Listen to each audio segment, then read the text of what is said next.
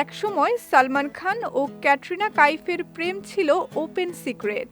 বলিউডে ক্যাটরিনার পথ চলার শুরুতেই সালমান ছিলেন তার অন্যতম পথ প্রদর্শক। বহু বছর পেরিয়ে গেলেও দুজনের মধ্যে স্নেহ ও আন্তরিকতার বন্ধন আজও অটুট। তবে এই সম্পর্কের মাঝে একবার যে খানিকটা মান অভিমান হয়েছিল সেটিও সত্য।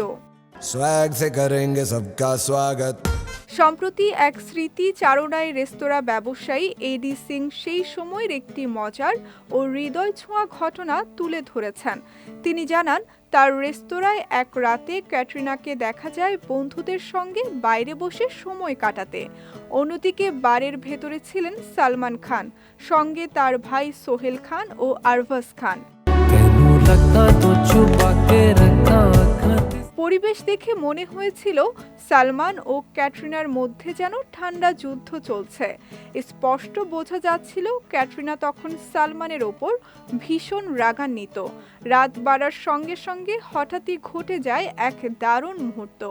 সালমান খান মুখে একটি গোলাপ ফুল ধরে হাসি মুখে ক্যাটরিনার টেবিলের পাশ দিয়ে নাচতে নাচতে ফিরে আসেন রুমে।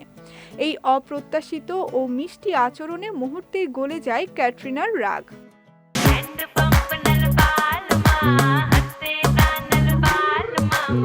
তার ভাষায় সালমানের এই ছোট্ট কিন্তু হৃদয়স্পর্শী কাণ্ডেই দুজনের ভুল বোঝাবুঝির অবসান হয়।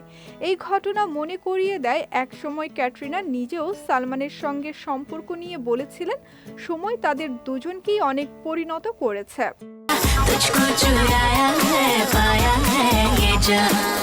এই জুটির শুরুটা হয়েছিল मैंने प्यार क्यों किया সিনেমা দিয়ে, আর সেই পথচলা গিয়ে পৌঁছেছে টাইগার 3 পর্যন্ত।